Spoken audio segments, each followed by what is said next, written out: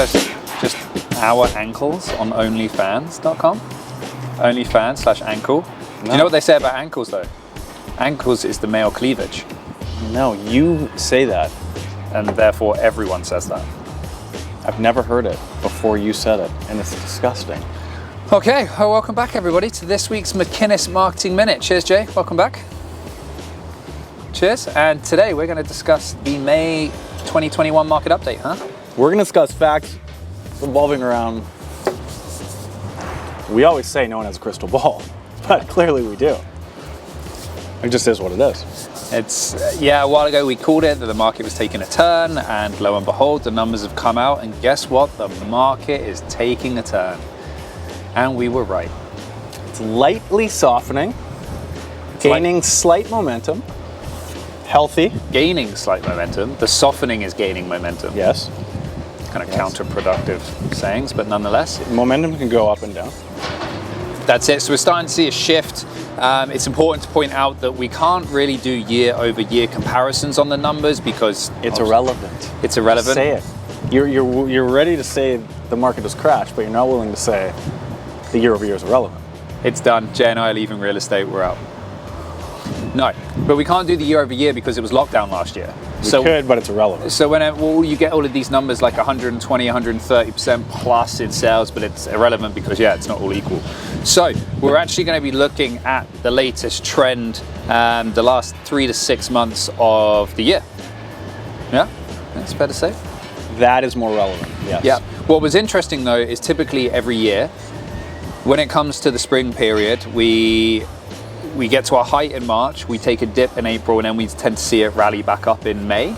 And then it seems to go somewhat steady from there as we go into the summer. Typical activity band, yes. Yeah, and whether that's down here or whether it's up here because the market's busy or soft, that's still what you look like. But this year we didn't get that boost back in May. We peaked in March, and then since March we've been coming down, April we've been coming down, and May we've been coming down as well. So I think the usual trend has kind of been a bit broken as well. I fully agree. And also as a caveat, because we've had conversations with buyers that are seeing this as well, being told this as well, of course, but not to get mixed with we are now in a strong buyer's market. Yes. That's the first must-say point of this, because that is nowhere near the facts. So to further on from your point about that, because that's a good time to bring this in, our sales to active listings ratio was 38.9% this month. Let's not forget the 20 is the top cusp. Above 20% is typically seller's market. So we're still very strong sellers. So it's a very strong number. However, in April, that number was 47.9%. And then in March, that number was 64.2%. So that's a strong decrease. Again, to your point, that doesn't mean that we're now in strong buyer's market, but we're still heavily in seller's territory, but it's not at the same crazy peak that it was a couple of months ago. And that is the trend, and that's where we've been saying the market is starting to shift, because as you will both agree, the key to timing the market, if you will, although we hate that phrase, is looking at the trends and then making the call and the decisions before it actually takes place. Did you say you will both agree? Who are you talking to? You and the videographer, Al. Okay. Well, your aura is just the equivalent of two people. So I think we will both agree that the key is finding the trend and then making the decision based on those numbers that you found. By the time it's become common knowledge and that's actually taken place, usually it's too late. Yeah, so you're right in the middle of it now. So we're in that new seller's market, not as severe, I think is the only word to use. Instead of kind of 10 to 15 offers, you may get 3 to 6 offers now. So it's still by any measure. I don't even think 6. Yeah, we've heard stuff. But as a rule of thumb, I think if you were to get like 1 to 3 offers, that's pretty normal.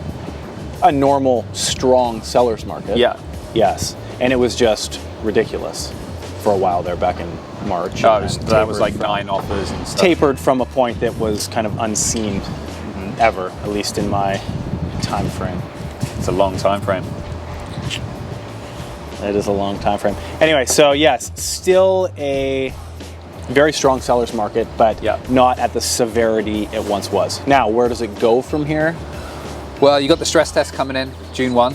Came. Place. It's like June, what is it, 9th? June 1st, it came in, but it's June 9th. But there's no numbers from it yet, so the stress test came in. Summer's typically a slower period.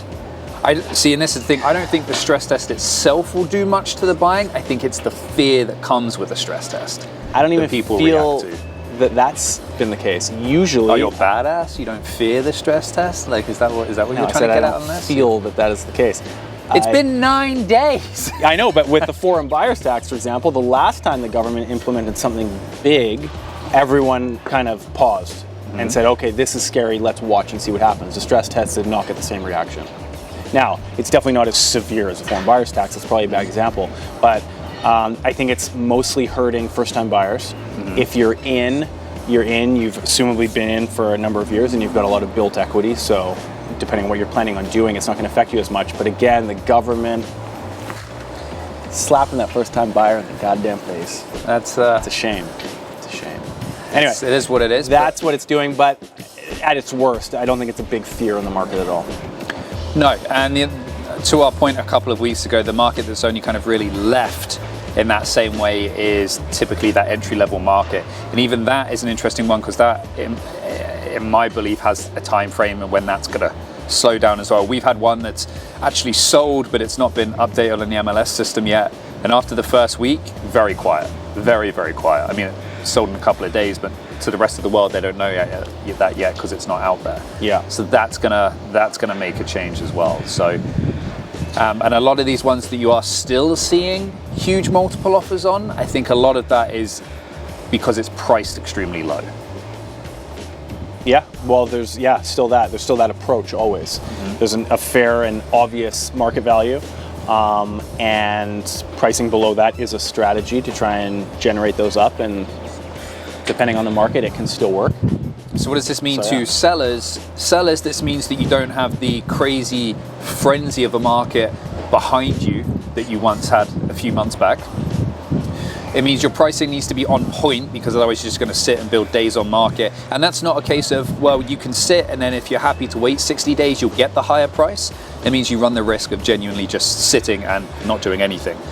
Buyers, this means that we're still, to Jay's point, heavily in a seller's market, so you don't have time to dilly-dally. You just maybe are able to compete with less people, maybe look at subjects, because although we've been saying that, the home price index actually increased 1.5% between last month and this month. Yeah, so it's not a case of like buyers, you've just got all the time in the world and you should be expecting discounts here, there and everywhere, and you can put every subject left, right and center on. It's not that at all. Yeah, and I think it's a matter of this is that breadth that you're looking for as a buyer, especially if you're a first-time buyer. Timing the market is a fool's game, as they say. So this is the kind of, I think, best opportunity that you've got when it isn't crazy to try and get in. And sellers, it all comes back to expectations and what you're basing your expectations off of. And we can all look back at prior markets, but we need to read into what we're seeing today. And this is information that the people need, so don't watch tap me. This is necessary. The timer's going on. I can see the damn timer at 7:53. We said 10 minutes now. 5 minutes. So senile moment. I remember the 10. Now you've lost me. Anyway, react to the environment that you are feeling right now, not looking back on MLS numbers from before. Yeah. And move forward appropriately.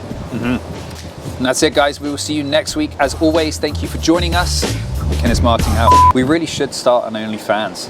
Just start posting these on OnlyFans. That's a porn site. More ankle shots. It's not just a porn site, is it? I think so.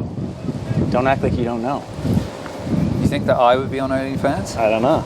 Not on. I think you'd be a client of, as opposed to representing. A client of. I think we could get some ankle fetishes in there, maybe. Don't egg that on. This isn't a thing we want to keep going. I want that killed. I thought we ended it last time at Couch Confessions? Couch Confessions. That's what we should call the OnlyFans page, Couch Confessions. I thought it was shut down there, but apparently not. They're still going. So, yeah. Okay. Thank you for your viewership. Oh, you're still recording. I thought he'd stop.